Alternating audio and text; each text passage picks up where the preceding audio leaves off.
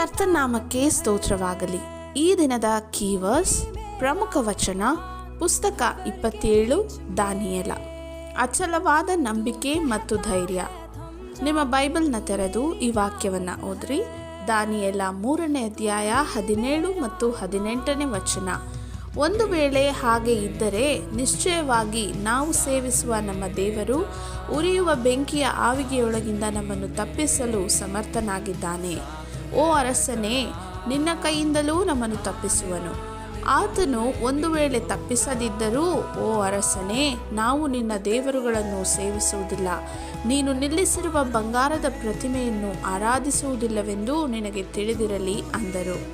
ಇದಕ್ಕೆ ಆಧಾರವಾಗಿ ಈ ವಚನಗಳನ್ನು ಓದಿಕೊಳ್ಳೋಣ.